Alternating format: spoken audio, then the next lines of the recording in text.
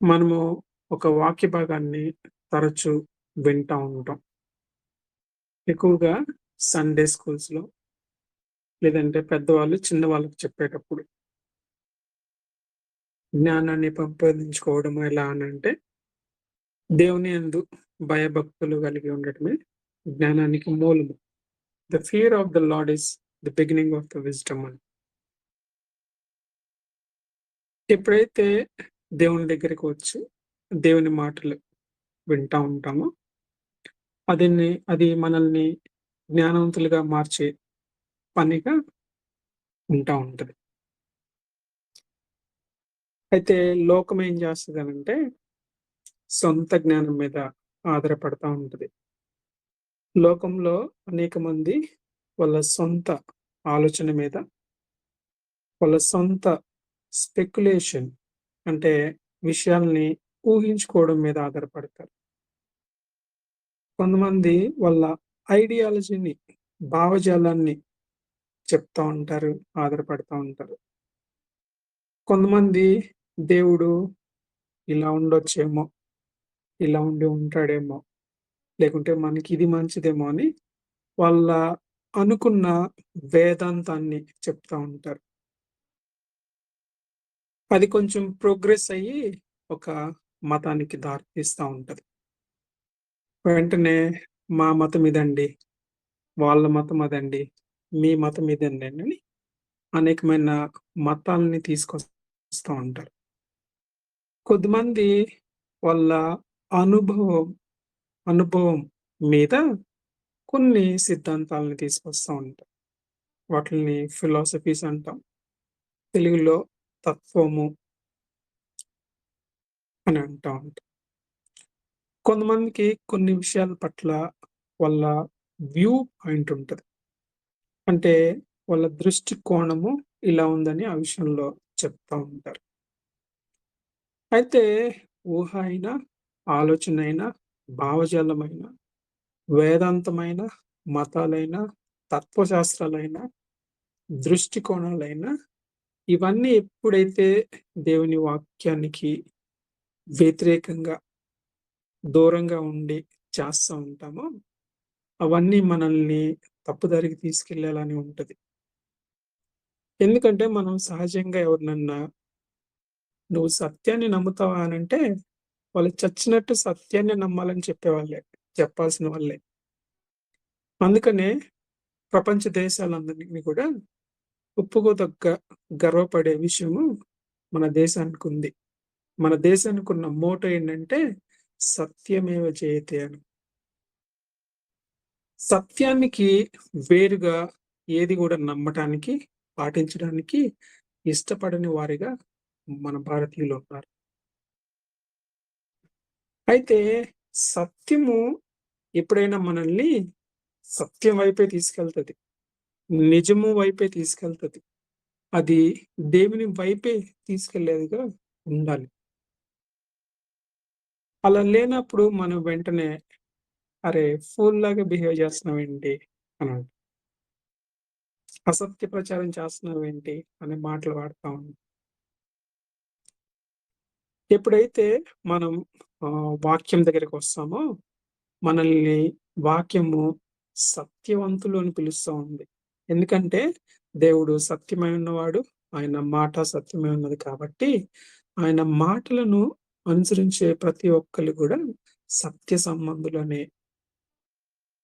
ట్యాగ్‌ని ఇవ్వడం జరిగింది. గౌరవాన్ని ఇవ్వడం జరిగింది. సత్యానికున్న ఇంకొక ప్రాపర్టీ లేకుంటే లక్షణం ఏంటంటే, దాన్ని మనం వెరిఫై చేసుకోవచ్చు.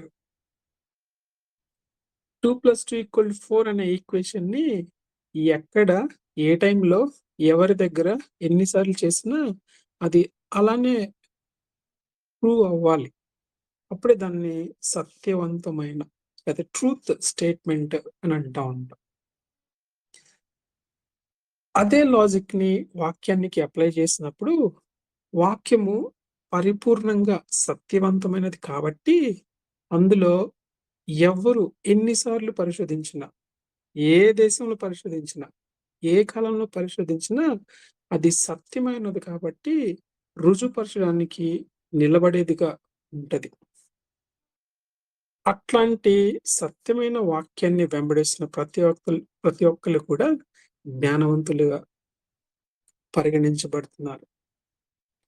ఎంతమంది ప్రయత్నం చేసినా దేవుని వాక్యంలో డబుల్ స్టాండర్డ్ గాని, బయాస్డ్ ఇన్ఫర్మేషన్ గాని, లేకుంటే సత్యానికి విరుద్ధమైన మాట ఉన్నట్టు కనిపించదు.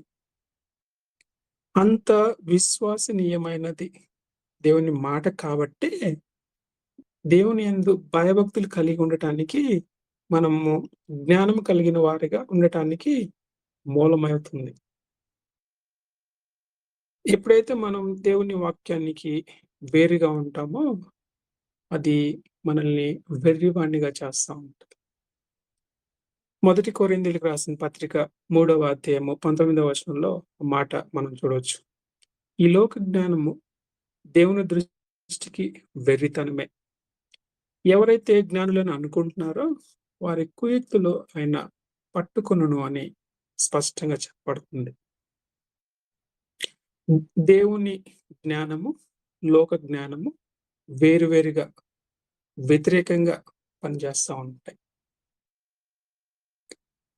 ఎందుకు ఈ విషయాల్ని అంటే జ్ఞానం గురించి, లోక జ్ఞానము, దేవుని జ్ఞానం అని మాట్లాడుతున్నామనంటే, దేవుని మాటలు, దేవుని జ్ఞానము ఎప్పుడు గూడా పరిపూర్ణంగా ఉండేది.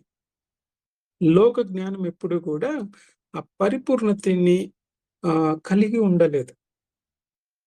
ఇవాళ మనం ధ్యానించుకుపోయే దేవుని లక్షణమైన దేవుడు కరుణా సంపన్నుడై ఉన్నాడు. దేవుడు కనికర పూర్ణుడై ఉన్నాడు. ఆ లక్షణాన్ని ధ్యానించే ముందు, ఆ లక్షణాన్ని ధ్యానించే టైంలో మనము ఏ రీతిగా లోకము పరిపూర్ణత కలిగి ఉండట్లేదు, లోక జ్ఞానము పరిపూర్ణత కలిగి ఉండట్లేదు అనే విషయాన్ని అర్థం చేసుకునే ప్రయత్నం చేస్తాం. కరుణా సంపన్నుడు లేకుంటే కరుణామయుడు, దయామయుడు, ఇంగ్లీష్‌లో అయితే గ్రేస్‌ఫుల్ గాడ్, మర్సిఫుల్ గాడ్ అనే పదాలు వాడుతా ఉంటాం.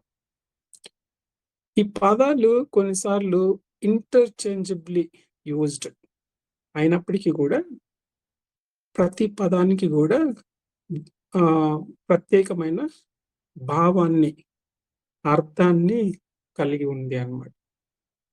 అంటే దేవుడు కరుణామయుడు అని అనడానికి, దేవుడు దయామయుడు అని అనడానికి రెండిటికి మధ్య డిఫరెన్స్, రెండిటికి ఉన్న అర్థాలు మనకు అర్థమైతే మనము మరింతగా దేవుణ్ణి అర్థం చేసుకోవడానికి అది దోహదపడుతుంది. దేవుడు అనేక మార్లు ఆయన నేను కృపామయుడిని, దయామయుడిని, కరుణామయుడిని, కనికరము చూపేవాడిని అని ఆయన వ్యక్తపరుచుకున్న సందర్భాలు అనేకమై ఉన్నాయి. అందులో ఉదాహరణకి నిర్గమకాండము 34వ అధ్యాయము 6, 7 వచనాల్లో చూసినప్పుడు ఆ విషయం మనం గమనించవచ్చు. నిర్గమకాండము 34వ అధ్యాయము మొదటిగా 6వ వచనం మనం చూడొచ్చు. అతని ఎదుట యెహోవా అతని దాటి వెళ్ళుచు, యెహోవా కనికరము గలవాడును, దయగలవాడును, దీర్ఘశాంతుడును, విస్తారమైన కృపా సత్యములు గల దేవుడు అని వ్యక్తపరుచుకుంటున్నాడు. ఎవరికి ఈ మాట స్పష్టంగా వ్యక్తపరిచాడనంటే మోషేకి వ్యక్తపరిచాడు. మోషే ద్వారా ఇశ్రాయేల్ ప్రజలకి, సమస్త మానవాళికి దేవుని యొక్క లక్షణాలను ఆయన వ్యక్తపరుచుకోవాలి అని అన్నప్పుడు ఆయన చెప్పుకున్న మాటలివి. ఆయన గురించి ఏమనుంది? ఆయన కనికరము గలవాడు, ఆయన దయగలవాడు, ఆయన కృప విస్తారమైనది అన్నాడు. కనికరము, దయ అనే పదాలకున్న భావాన్ని చూసినప్పుడు ఆయన యొక్క లక్షణము, ఆయన యొక్క లక్షణాలు ఇవి అని మనం అర్థం చేసుకోవడానికి మరింతగా దోహదపడుతుంది. ఉదాహరణకి ఆహ్,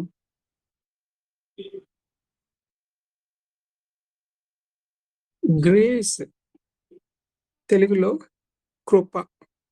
గ్రేస్‌ఫుల్ గాడ్ అంటే కృపామయుడు, కృప కలిగిన దేవుడు అనే భావం మనం చూడొచ్చనమాట.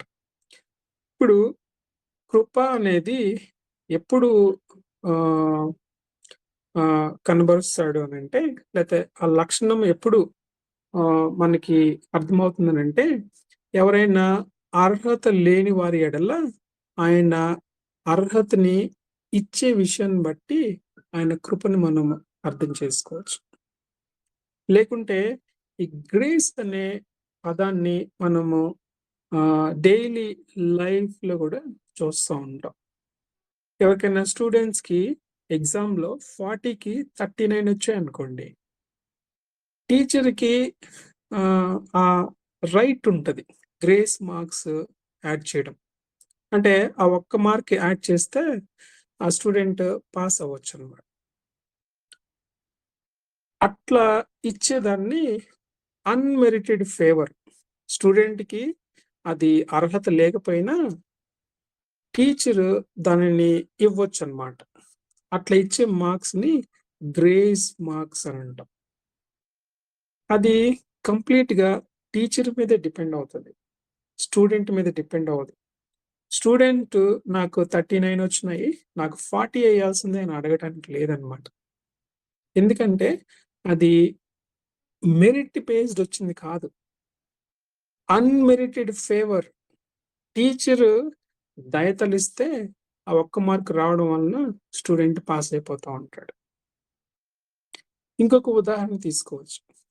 ఆగస్టు 15న కొంతమంది ఖైదీలని రిలీజ్ చేసే అధికారము జ్యుడిషియల్‌గా ఉన్న అధికారికి ఉంటది. ఆయన ఎవరినైతే ఆగస్ట్ 15న రిలీజ్ చేయాలని నిర్ణయించుకుంటాడో, ఆయన వారిని రిలీజ్ చేస్తాడు. ప్రతి ఖైదీ ఎళ్లి నన్ను రిలీజ్ చేయాల్సిందే అని డిమాండ్ చేయడానికి లేదు. ఎందుకంటే అది అన్‌మెరిటెడ్ ఫేవర్. ఎవరి చేతిలో ఉంటదనంటే జ్యుడిషియల్‌గా అధికారం కలిగిన వాళ్ళకే ఉంటది. వాళ్ళే ఏ ఖైదీనైనా విడిపించడానికి ఆహ్, నియమించుకుంటారు. ప్లేస్ లేదు. సో, దాన్ని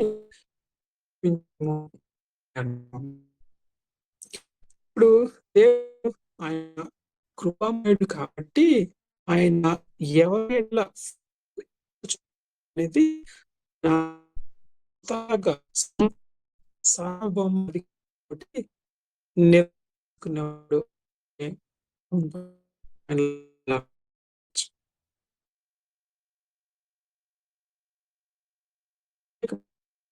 వాళ్ళలో మీరు చేతినే రక్షింపబడినారు. అది పని కానుంది. అందరికి ఇచ్చే రక్షణ బయట నుంచి సంపాదించుకోవాలి. దేవుడికి అన్‌లిమిటెడ్ ఇవ్వాలని ఆయన కాబట్టి వాక్కు ఇష్టంగా ఆయన కరుణామయుడు నా ఎవరి కృప చూపించాలని ఆయన అనుకుంటాడో అది ఉన్నాడని ఆయన నిర్ణయిస్తాను. ఎందుకు నన్ను చూపించి ఈ అండ్ మనకి ఎలాంటి హక్కు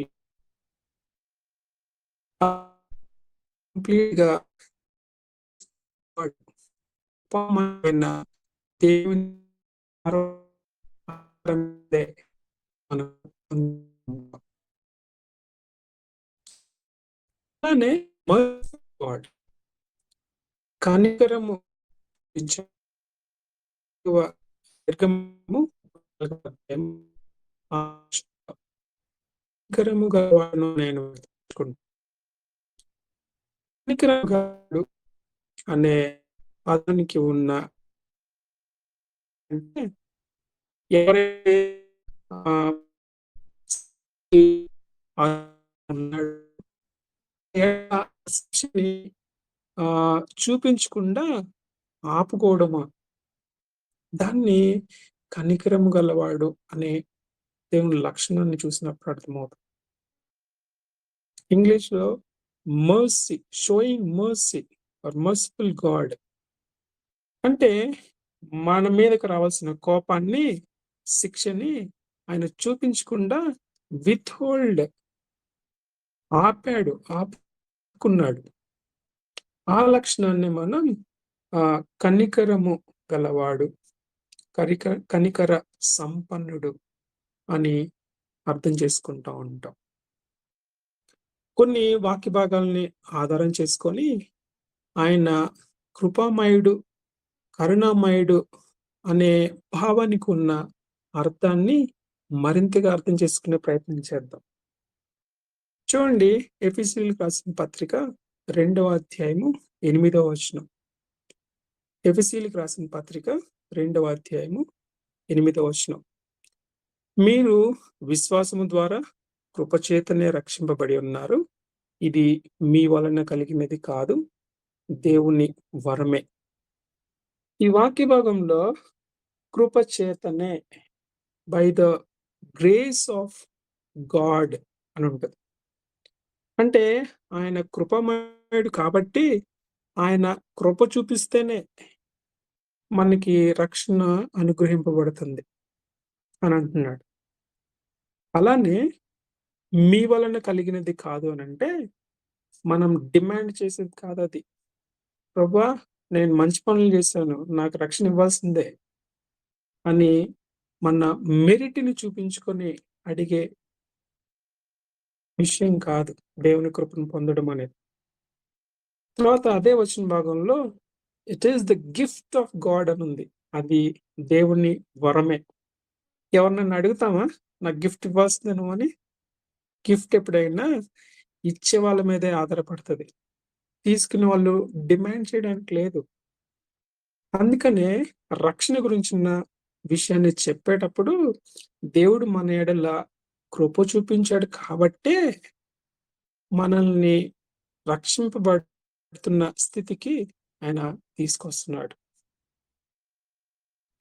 దీనిని బట్టి మనం గ్రేస్, కృప అనే దాన్ని బట్టి మన సొంతంగా డిమాండ్ చేయడమో, లేకుంటే మన అర్హత లేని వారిగా ఉన్నప్పుడు దేవుడు మన కొరకు ఆయన అనుగ్రహించే విషయం అన్న విషయం స్పష్టంగా అర్థమవుతుంది. అర్హత లేని వారిని అర్హత కలిగిన వారిగా దేవుడు పరిగణించి ఆయన అనుగ్రహించేదే కృప అని స్పష్టంగా అర్థమవుతుంది. రెండవ లక్షణమైన మర్సిఫుల్ గాడ్, ఆయన కరుణామయుడు, చూపేవాడు అనే విషయం చూసినప్పుడు మనం అది విత్‌హోల్డింగ్ ద పనిష్మెంట్, మన మీదకి రావాల్సిన శిక్షని, ఉగ్రతని ఆయన ఆపడము, దానినే ఆయన కనికరము చూపించుట అనే విషయాన్ని అర్థం చేసుకోవచ్చు. చూడండి, కీర్తనకారుడు 103వ కీర్తన 8వ వచనంలో ఏ రీతిగా రాస్తున్నాడు. 103వ కీర్తన 8వ వచనం. యెహోవా దయా దాక్షిణ్య పూర్ణుడు, దీర్ఘశాంతుడు, కృపా సమృద్ధి గలవాడు. యెహోవా దయా దాక్షిణ్యపురుడు అనే విషయం చెప్తున్నప్పుడు lord is merciful and also gracious. Merciful అనే లక్షణాన్ని తీసుకొస్తా కొంచెం ముందుకెళ్ళినాక ఆయన దీర్ఘశాంతుడు అని చెప్తున్నాడు. దీర్ఘశాంతము అని అంటే సహించడము అని, లాంగ్ సఫరింగ్ అని ఉంటుంది. అంటే ఏదన్నా విషయము చేయకూడనిది చేయగానే వెంటనే పనిష్మెంట్ ఇవ్వడం కాదు. దయ చూపించి ఆ పనిష్మెంట్‌ని నిలిపి ఆ వ్యక్తిలో పాపక్షమాపణ కలిగించడం. ఆ వ్యక్తి పాపక్షమాపణ కోరుకున్నప్పుడు క్షమించడం. దాన్ని మర్సిఫుల్ మర్సీ అనే పదం వాడుతున్నాను. దయ అనే పదం వాడుతున్నాడు ఇక్కడ కీర్తనకారుడు. ఈ విషయాన్ని బట్టి గూడా మర్సిఫుల్ గాడ్ అంటే who is withholding the punishment on which a person is deserved. ఒక వ్యక్తి శిక్షకు అర్హుడై ఉన్నప్పుడు, ఆ శిక్షని అమలుపరచకుండా దేవుడు ఆ వ్యక్తికిస్తున్న అవకాశం అన్నమాట. పాపం నుంచి పాపక్షమాపణ పొందుకోవడము, పాపము చేయకుండా నిర్ణయం తీసుకోవడానికి దేవుడు వెంటనే శిక్షని అమలుపరచట్లేదు. ఈ కృప, దయ లేకుంటే కనికరము అనే పదాలకి భావము ఎప్పుడైతే అర్థమవుతుందో, దేవుడు ఇలాంటి వాడు అని మనము అర్థం చేసుకోవడానికి సహాయం పడుతుంది. ఈ 2 పదాలకి ఉన్న భావము, దేవునికి ఉన్న ఈ 2 లక్షణాలు అర్థమవ్వకే అనేక మతాలొచ్చేసినాయి.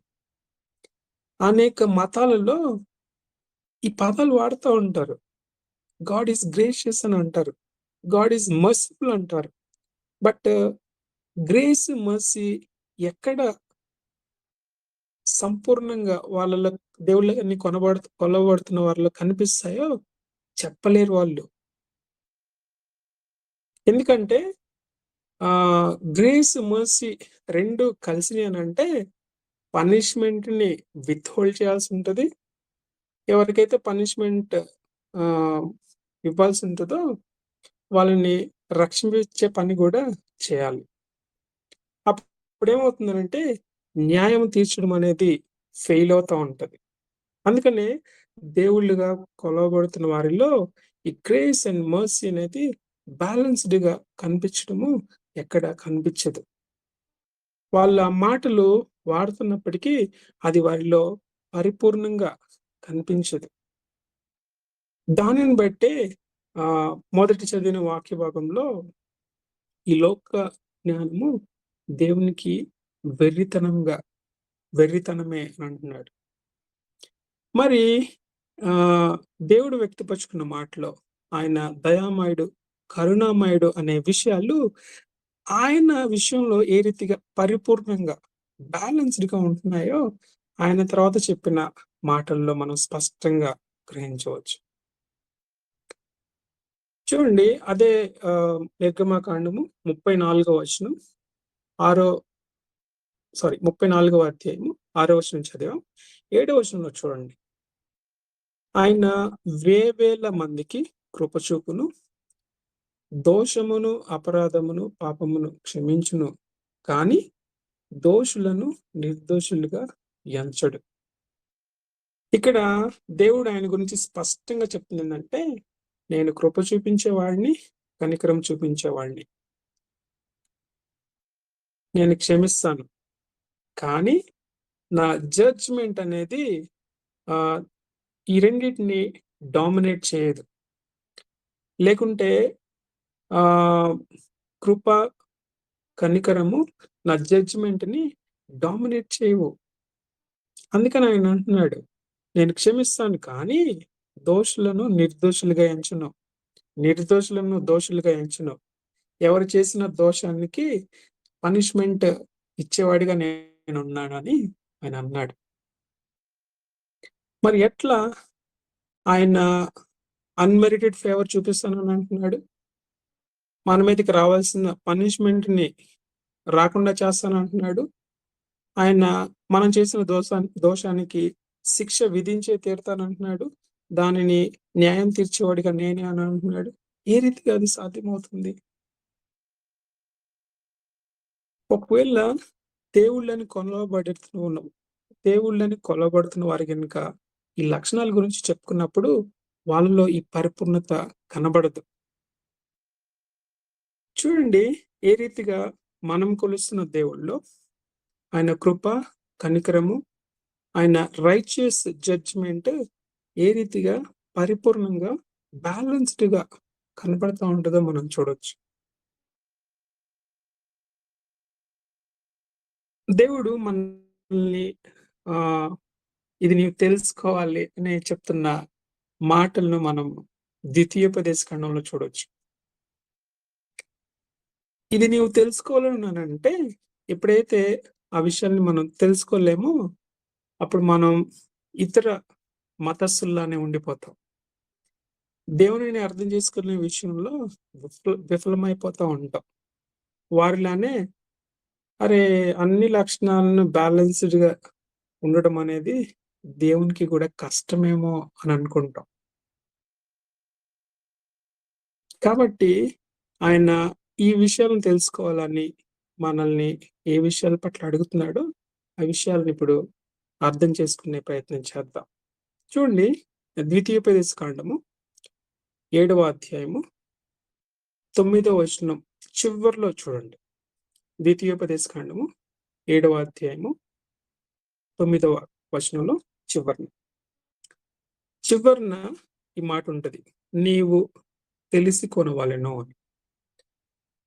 ఈ మాట దేవుడు ఇశ్రాయేల్ ప్రజలతోటి, నీతోటి, నాతోటి, సమస్త మానవాళికి ఆయన గురించి మనం తెలుసుకోవాలని ఆయన ఆజ్ఞాపిస్తున్నాడు.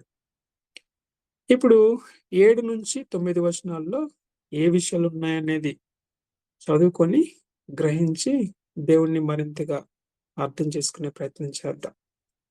ద్వితీయోపదేశ కాండము 7వ అధ్యాయము 7-9 వచనాలు. మీరు సర్వజనముల కంటే విస్తార జనమని యెహోవా మిమ్మును ప్రేమించి మిమ్మును ఏర్పరచుకొనలేదు. సమస్త జనముల కంటే మీరు లెక్కకు తక్కువే గదా! అయితే యెహోవా మిమ్మును ప్రేమించువాడు కనుకను, తాను మీ తండ్రులకు చేసిన ప్రమాణమును నెరవేర్చువాడు కనుకను, యెహోవా బాహుబలము చేత మిమ్మును రప్పించి దాసుల గృహములో నుండియు, ఐగుప్తు రాజైన ఫరో చేతిలో నుండియు మిమ్మల్ని విడిపించెను.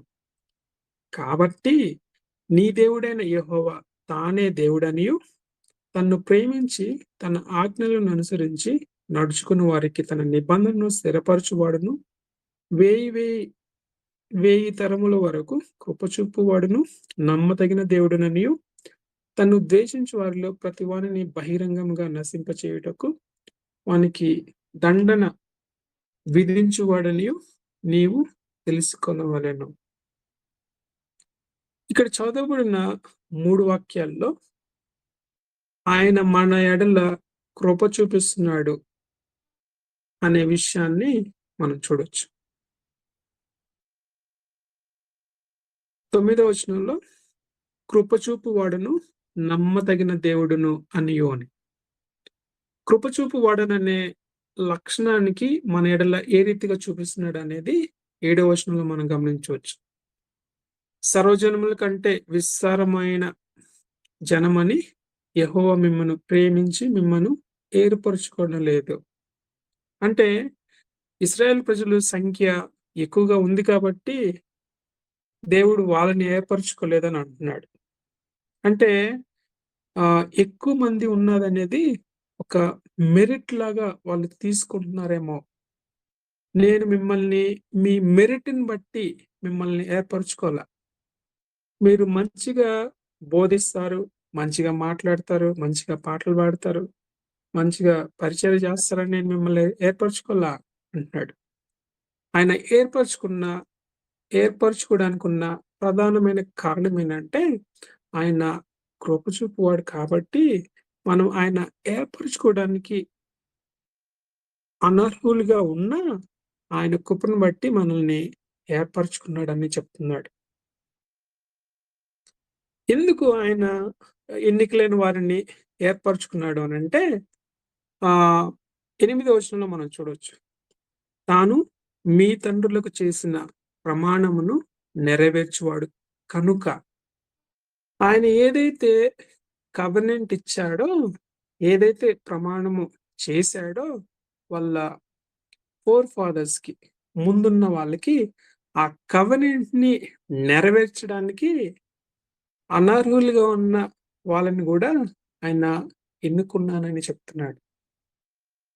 ఆ విషయాన్ని బట్టి ఆయన ఆహ్, కృప చూపువాడు అనే విషయము ఆయన రుజువుపరుస్తున్నట్టుగా ఇక్కడ స్పష్టంగా అర్థమవుతుంది. ఆయన వ్యక్తిని బట్టి ఆయన యొక్క వ్యక్తిత్వాన్ని మార్చుకోవడం కాకుండా ఏ వ్యక్తి పట్లనైనా దేవుని యొక్క వ్యక్తిత్వాన్ని, స్వభావాన్ని ఏకరీతిగా మార్పు చెందకుండా చూపించేవాడు కాబట్టే ఇక్కడ నమ్మదగిన దేవుడును అని ఆయన చెప్పుకుంటున్నాడు. అంటే ఆయన కృప ఆయన యొక్క నమ్మకత్వాన్ని బలపరుస్తా ఉంది. ఆయన చేసిన కవెనెంట్‌ని పరిపూర్ణంగా ఆయన నెరవేర్చి మనకి మరింతగా ఉజ్జీవాన్ని తీసుకొచ్చేలాగా ఉంటుంది అని ఆయన కృపని మనం అర్థం చేసుకున్నప్పుడు స్పష్టంగా అర్థమవుతుంది. ఆయన కృపకు ఆధారమైన లేకుంటే ఆహ్, బేసిస్ అయిన విషయాలేంటంటే ఆయన ప్రేమ, ఆయన నమ్మకత్వము, ఆయన నిబంధనలో ఉన్న ఆహ్, మార్పు చెందని తత్వం. మన మెరిట్‌ని బట్టి ఆయన మన ఎడల ఉండేవాడు కాదు. మన మెరిట్ లేకపోయినా, మన ఆహ్, ఆహ్, సంఖ్య ఎక్కువున్నా, తక్కువున్నా వాటిని బట్టి ఆయన రియాక్ట్ అయ్యేవాడు కాదు. వాటిని బట్టి ఆయన రెస్పాండ్ అయ్యేవాడు కాదు. ఎందుకంటే ఆయన కృప చూపువాడు. కృప, కనికరములను సంపూర్ణంగా, పరిపూర్ణంగా కలిగి ఉన్నాడు కాబట్టి ఆయన ఏ కవెనెంట్ అయితే ఇచ్చాడో దానిని నెరవేర్చేవాడిగా, కృప చూపించేవాడిగా, నమ్మకమైన వాడిగా ఉండే దేవుడని స్పష్టంగా అర్థమవుతుంది. ఈ విషయాలు ఎట్లా నెరవేరుతున్నాయి? ఏ రీతిగా నెరవేరినాయని మనం ఆ విషయాల్ని మనం తెలుసుకొని, నమ్మి ఆయనని కొనియాడాలి.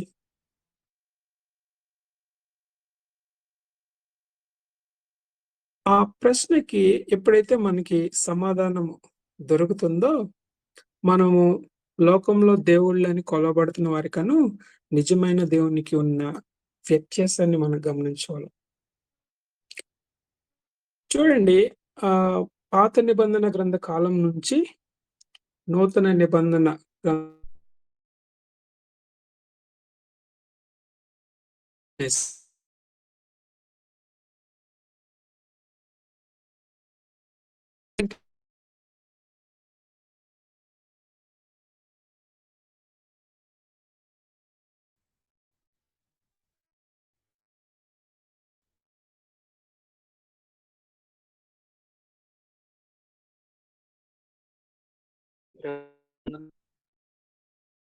అవును.